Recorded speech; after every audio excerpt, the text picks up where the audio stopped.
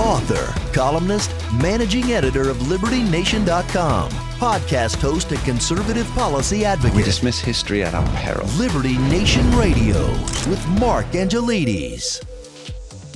The Constitution in crisis. Florida's Ron DeSantis faces a peculiar gubernatorial challenge, and Joe Biden uses your money to pay for conveniently timed debt relief. All this and more on today's episode of Liberty Nation Radio here on the Radio America Network. I'm Mark Angelides. I want to take a moment to say a special thank you to our listeners in Cadillac, Missouri on WATT 1240 AM and 106.1 FM. Thanks for being here.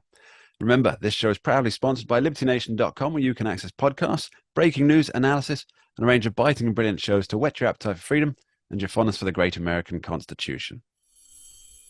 All eyes are on Florida in the upcoming gubernatorial between incumbent Governor Ron DeSantis and challenger, former governor, former Senate candidate, former Republican, former independent, and current Representative Charlie Crist.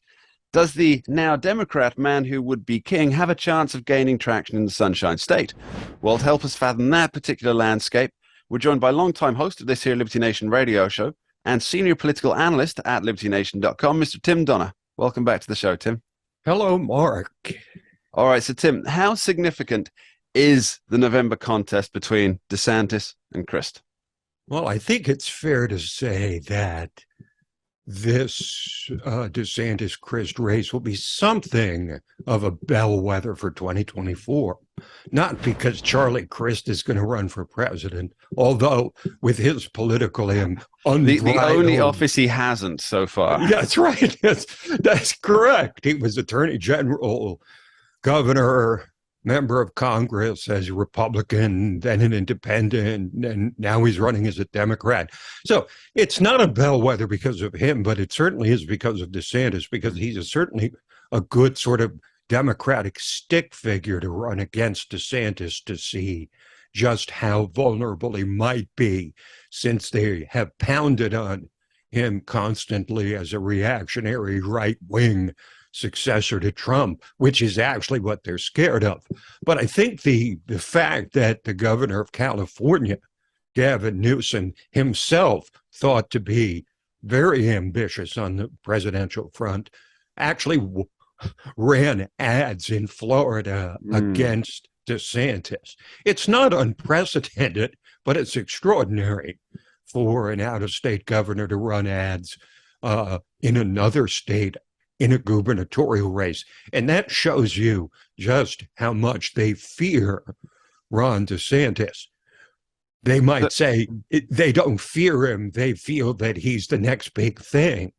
But I think they do fear him because he is the face of the party in the future for the Republicans. The Democrats have yet to decide who theirs is, but barring illness or sudden turn of events, which we can't imagine, but which always happen in politics, Ron DeSantis represents the future of the Republican Party, whether he runs in 2024 or not. On a slight side note there, just to follow something up on what you said that the Democrats haven't decided who is the face of their 2024 or 2028, which is quite the blow to Kamala Harris, seeing as she was all set and Joe Biden just the transition candidate. But of course, I guess that turned out to be like the transitionary inflation, or not. Well, there's a great deal of certainty about who won't be the face of the Democratic Party in 2024. You can't rule out Biden because he's stubborn and believes he's the only one that can beat Trump. And hey, he beat him once, so he's got a claim, but he's going to be 82 years old and in obvious cognitive decline.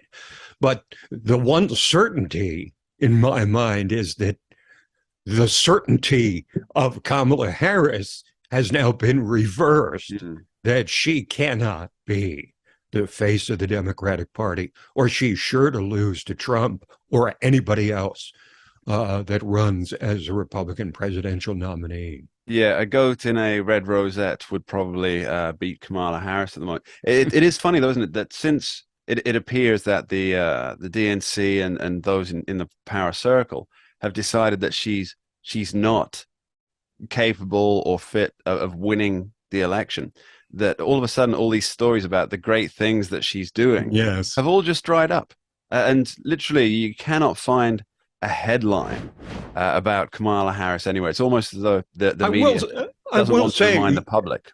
I will say one thing in her defense, which is she was given the most unenviable Mm, no-win tasks, such as trying to fix the border problem when the administration essentially opened the border, getting her onto the voting rights issue, which was something they could not win from the beginning because they needed 60 votes, including 10 Republicans. They were never going to get that. So they gave her the most thankless tasks, but she botched them all beyond the point, I think, where they believed she would.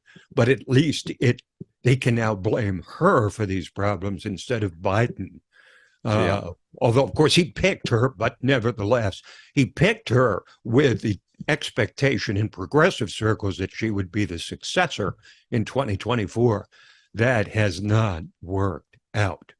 So let's get back to Ron DeSantis. And it does seem that the media is rallying behind every scandal, whether real or imagined. And there are a lot of imagined scandals there about Ron DeSantis to derail his future prospects, I guess. Now, as you pointed out, they do fear him. But why does he generate such fear? Is it because they think he would be an effective combatant in an election, or do they fear that he'd be exposing the narcissism, I guess, of the corporate media? Well, Mark, they fear him for good reason. They're petrified of him for good reason because he represents Trumpism without Trump.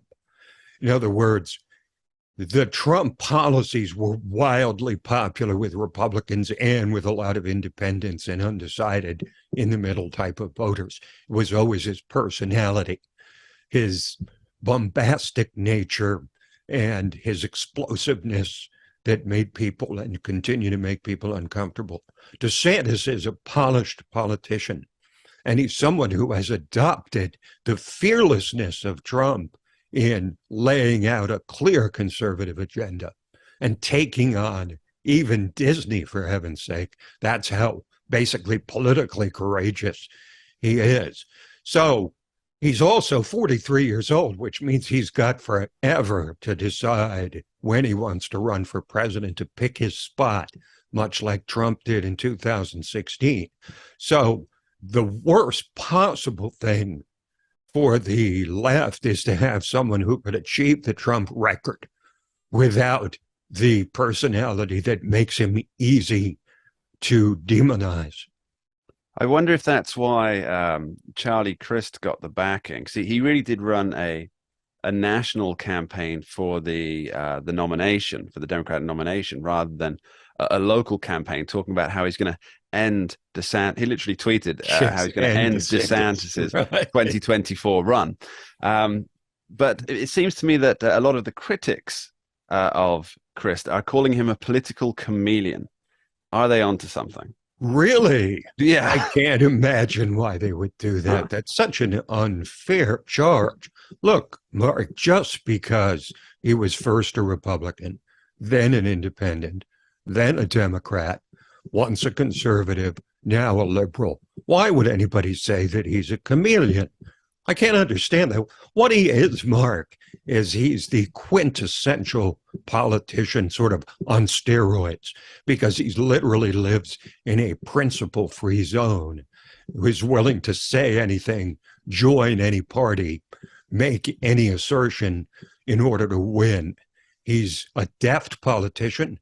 He's a fundraiser supreme, but he's also a remarkably cynical choice for a Democratic Party that had a progressive running against him who seemed to express all the current sort of ideology of the Democratic Party. And she got crushed by this cynical career politician. So I think a political hack was the person that they've chosen that they think is most likely to be able to, if not defeat DeSantis, at least make him look bad. Well, and if it doesn't work out for Charlie, Chris, there's always a 2028 dog catcher for the Green Party. We'll be right back with Tim Donner after this short break. We're going to be talking about the unfolding constitutional crisis of confidence. Don't go anywhere. We dismiss history at our peril. Liberty Nation Radio with Mark Angelides. And we're back on Liberty Nation Radio with longtime host Tim Donner.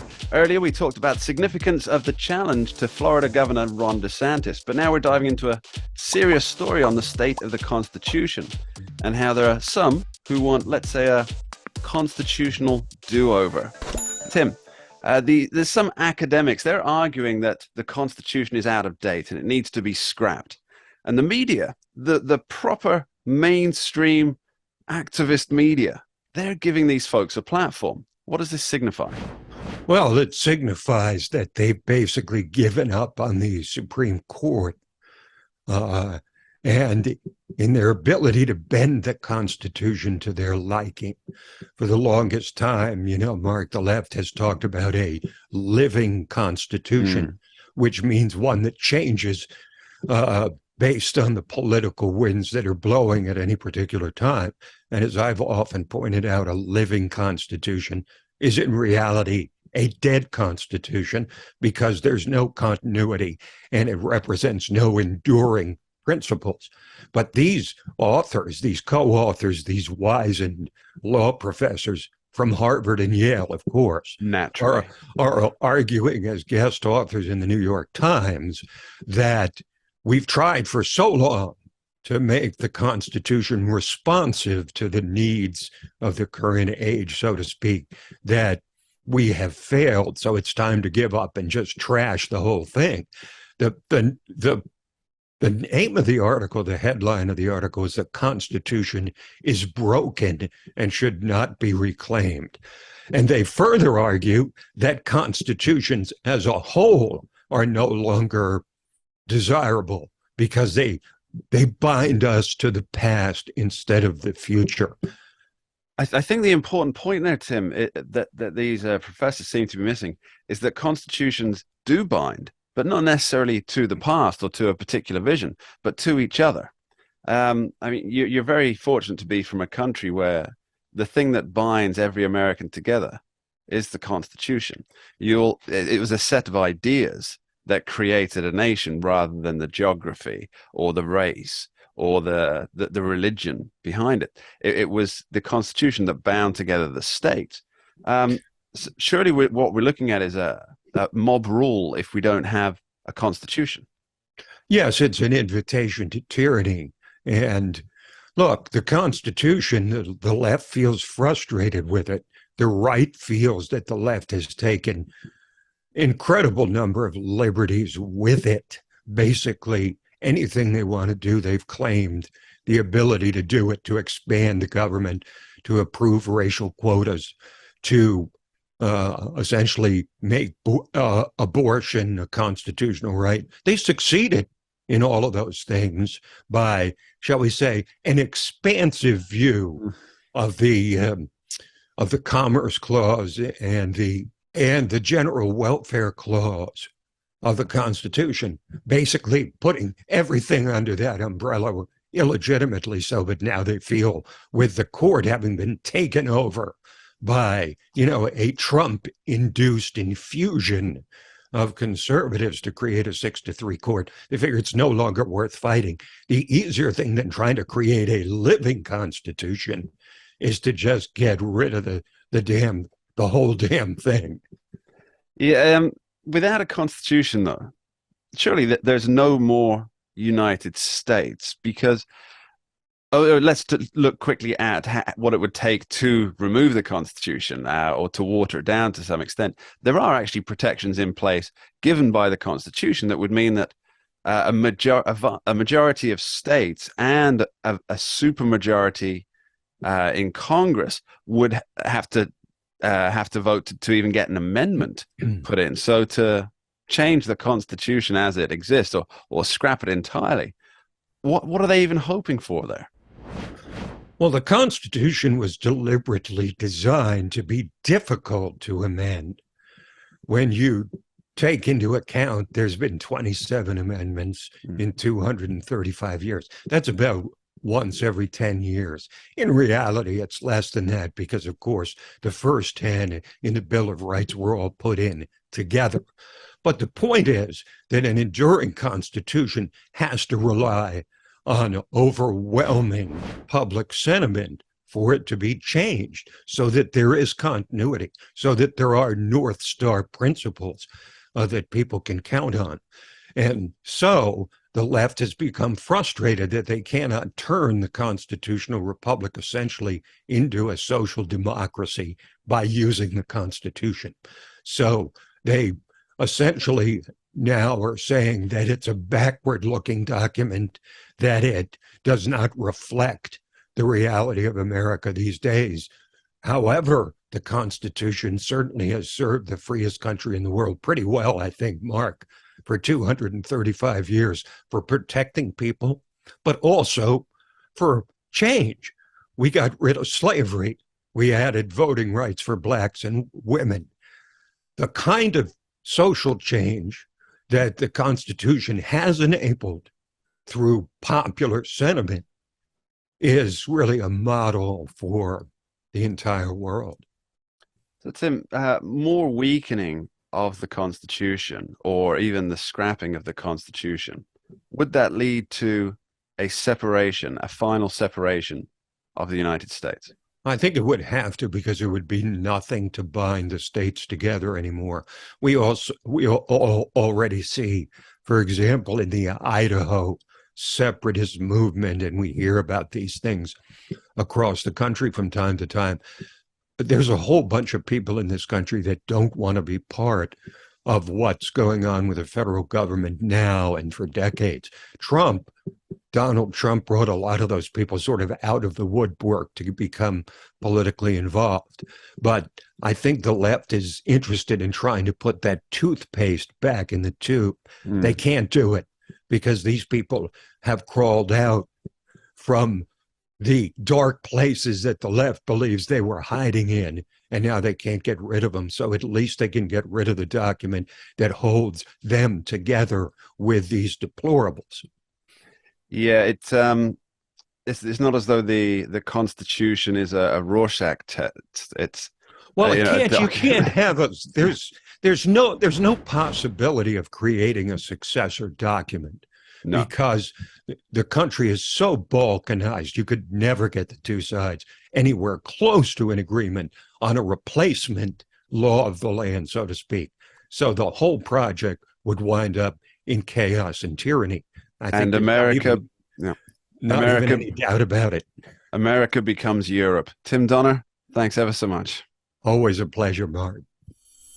You're listening to Liberty Nation Radio, heard across the country on the Radio American Network. I'd like to say a special thank you to our listeners out in Cadillac, Missouri on WATT, 1240 AM and 106.1 FM. Thanks for being here. Coming up later in the show, we talk Joe Biden's student loan forgiveness program. But up next, the US is headed back to the moon after 50 years. Don't go anywhere. We dismiss history at our peril. Liberty Nation Radio with Mark Angelides. After almost 50 years, the United States has plans to go back to the moon. Why the renewed interest, and what does it mean for the rest of us? Well, we're joined by defense expert Dave Patterson to dig into the moonshot. So welcome back to the show, Dave. Good to have you here. Thank you, Mark. Happy to be with you. So, Dave, what is the purpose of this new Artemis program? By the way, I love the name Artemis. They could have chosen any other number of nymphs or moon-related goddesses, but there's an Andy Weir book called Artemis, and I think maybe they decided to borrow from the sci-fi canon to name it Artemis. So what's the deal with the program? Well, as you point out, I mean, the Greeks will always be with us, regardless. Absolutely. Well, Artemis missions are back to the moon missions, and it's an exciting time for space exploration. The Artemis missions are in three stages. First, we're going to launch an unmanned version of Artemis 1, which is numerically appropriate. And it will do some rather extraordinary things compared to the Apollo missions, which were very straightforward, as space exploration was at that time. And but Artemis is going to do some things that haven't been done before, and Artemis 1 particularly. It's going to be launched on pad 39B, a very famous pad, and it's going to, on its way to the moon, it's going to drop off some what they call CubeSats, which are small 4 by 4 by 4 inches little satellites that are going to do experiments and will follow the capsule to the moon. And so it's going to be kind of an interesting mission. Additionally, something different, Mark, when it gets to the moon, it's going to take up this rather eccentric orbit that will be some 38,000 miles distant from the moon's surface, which has not been done before, if my recollection is correct. And then it'll return, and at the closest point in the orbit, it'll be about 60 miles from the lunar surface, and then the furthest at orbit will be about 38,000 miles. Okay, so the reasoning behind this is that it's supposed to be eventually some kind of launch pad for further space exploration, and I believe that they're planning on setting up a space launch system. So that would allow craft to be, well, obviously it comes from the Earth first, but then launched from space, which means it's got a lot less fueling problems because of the lack of inertia. And they could go further than any craft have gone before. Is that about right? And is NASA trying to beat Elon Musk to Mars? That's what I'm asking, really? Well, I don't think that it's a contest, actually. I think that it's a collaborative effort. Yes, there was never a space race. No, only only with the Russians, Yeah. and we beat the Sovs. But no, I think it's going to be collaborative because on the third mission, I mean, they used the SpaceX rocket as the landing vehicle. Starship is going to land on the moon and take off from the moon. And so you pretty much have to be in collaboration if you're going to use somebody else's rocket for your mission. And I think that it really is a wonderful combination of commercial entrepreneurship and the U.S. government's NASA program. And from what I can see, oddly enough, it has been working quite well. So I have great optimism for this set of missions. Artemis 2 will be the first manned mission to go around the moon. It's not going to land. It'll carry 4 crew members, and as opposed to 3 on the Apollo missions. And it will be very similar in profile to the non-landing missions of the Apollo program, where. Sorry, Dave. So it's going to entirely orbit the moon, the Artemis 2, right? Now, there's always been a lot of questions about, the dark side of the moon. I mean, they even named a Pink Floyd album after it, I believe. So it will be recording, so we'll get a complete up-close map, essentially, of the entire moon? Well, we've actually done that with previous missions, Right. robotic missions, and with sensors and so forth. But yes, they'll have a much better understanding of the dark side of the moon, and they only say that because the sun doesn't shine there. I know how inconvenient of the sun. Yeah, I mean, you've always heard the expression, "It's going to go where the sun doesn't shine." Well, now you know where that is. Now we know, Artemis 2. Yeah, right. Dave Patterson breaking news on that one. Right. So, Dave, we haven't been back to the moon it's coming up 50 years. I believe it was December 72. December, I think it was. So that's almost 50 years since man has stepped foot on the moon. Why the break? Why such a long time? A lot of people say that, well, they'll excuse this break by, well, the United States had other priorities, and I think that what happened from 1972, when the December 14th, actually, it's 1972, when the last lunar lander took off, until now is the scientists and the technologists who thought, and still think, that unmanned systems are much better, they're less risk, and remember that term, less risk, and that also less expensive, and they won, actually. Well, they don't have to pay the $15 an hour for the astronauts, right? No, and that's correct. The minimum wage for astronauts, that might be going up with success. Who knows? But no, I think that the visionaries lost out, and people's memories soon fade, and excitement fades. Show me something new. Show me something that I haven't seen before. And in some respects, I think NASA was at fault as well, because they didn't give each mission as much. It became really pretty passé for them as well. I mean, in terms of the excitement generated.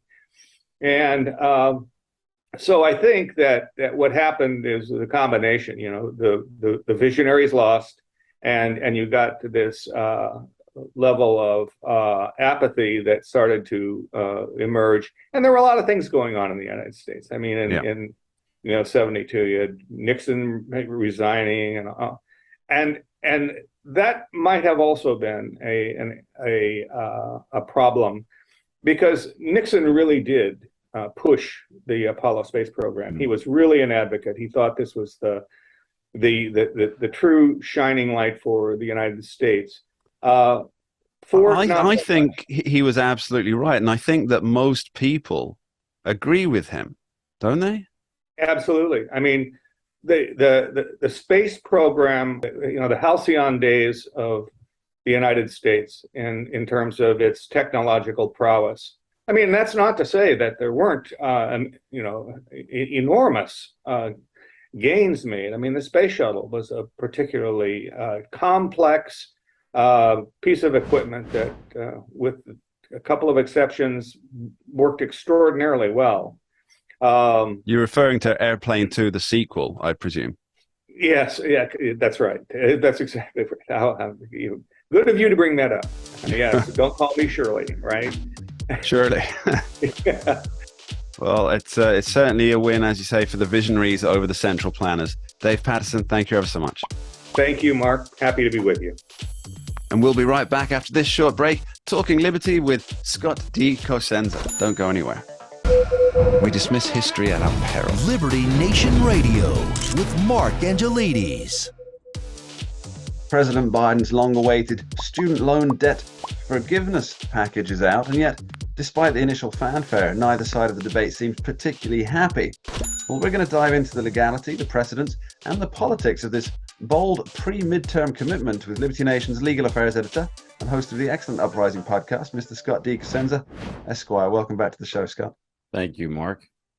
So tell me, Scott, how annoyed are the loan providers going to be that they're just not getting their money back?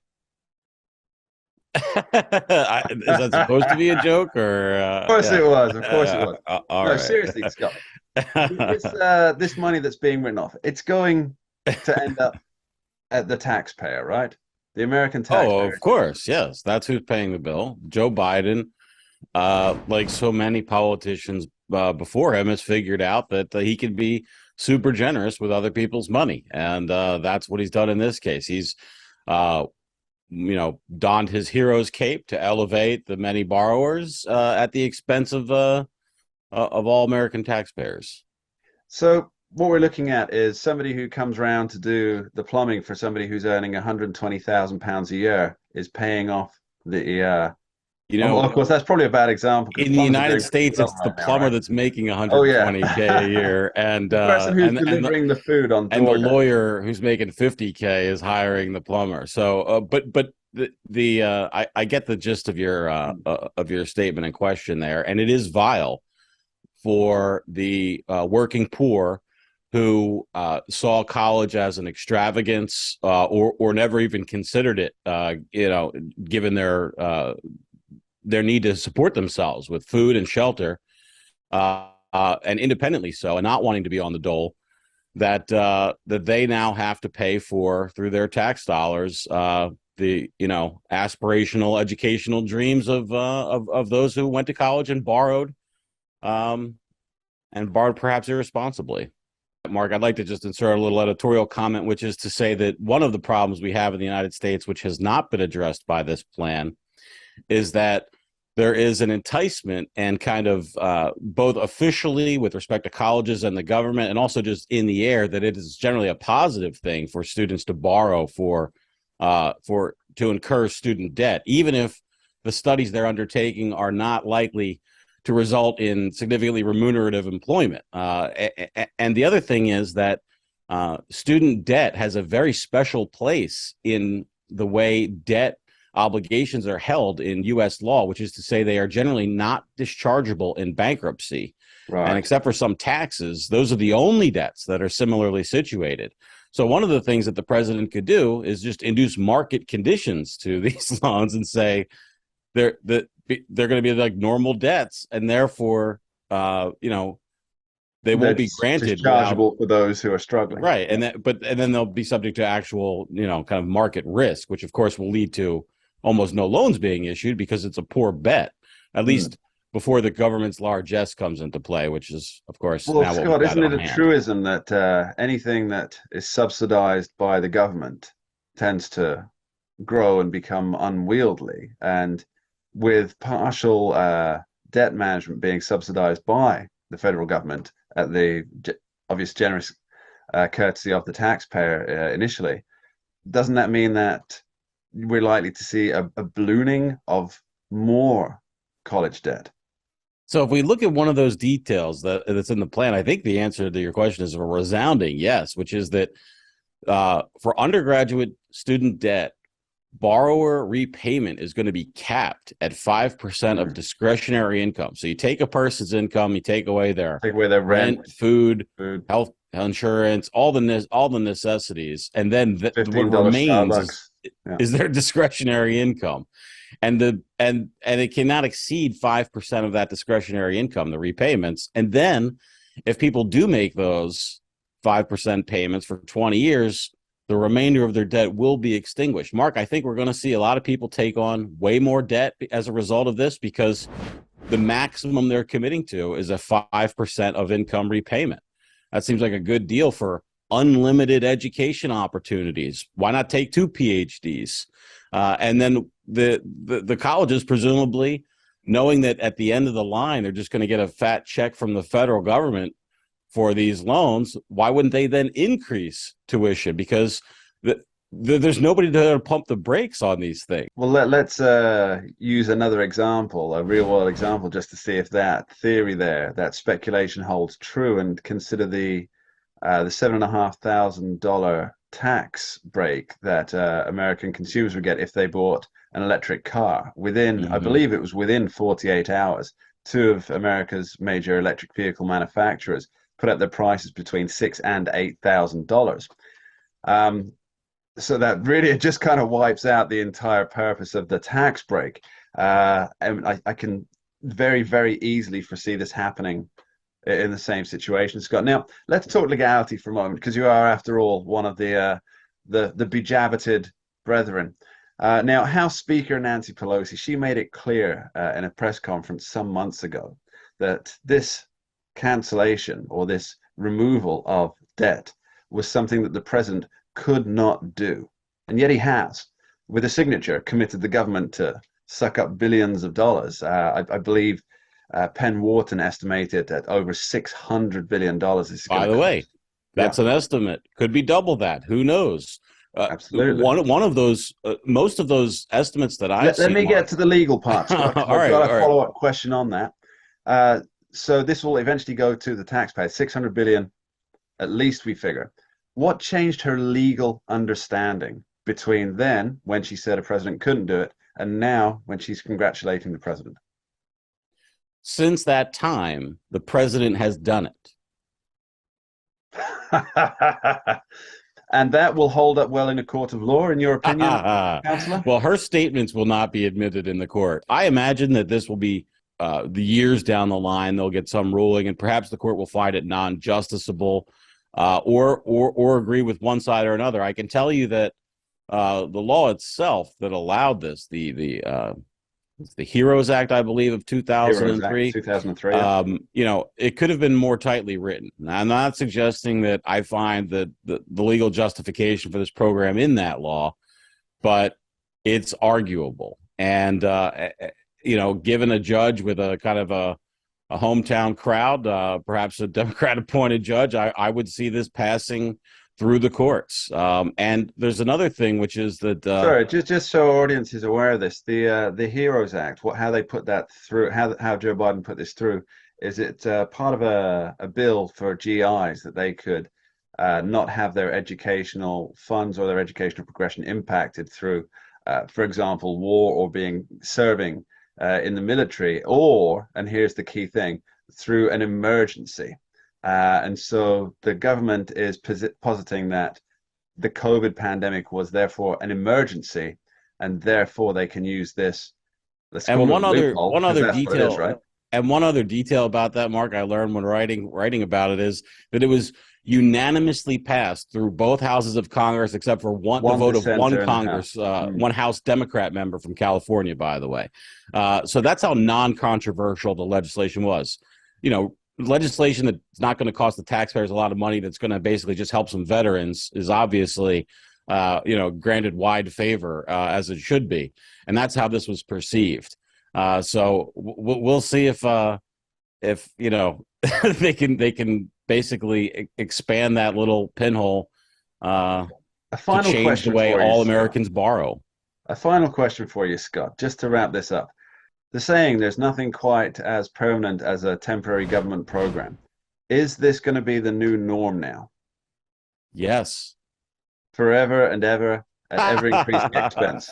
You know, it's such a huge benefit. I can't imagine people, once they get it, you know, willingly giving it back.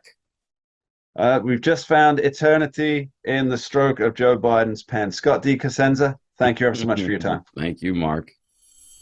And that's all we have time for this week on Liberty Nation Radio. Thank you to our guests, Tim Donner, Dave Patterson, Scott D. Cosenza, and you, the listener, for being here. Final thought to leave you with. In 1986, President Ronald Reagan said, "The 9 most terrifying words in the English language are, I'm from the government and I'm here to help." Now, I think he's been proven time and time again right on this. When debt relief is handed out to some who may have irresponsibly borrowed, that cash comes directly from the taxpayer. Now, Joe Biden says he wants to help the struggling lawyers, doctors, gender studies graduates, but to do so, he places the burden on everyone else. This isn't just the nature of Joe Biden, nor the nature of Democrats. This is the nature of all government initiatives that seek to, as they term it, help those who might cast a favorable vote their way in whatever election might be on the horizon. Just something to think about. Thanks for listening. We dismiss history at our peril. Liberty Nation Radio with Mark Angelides. We're doing it for real, really real. Liberty Nation.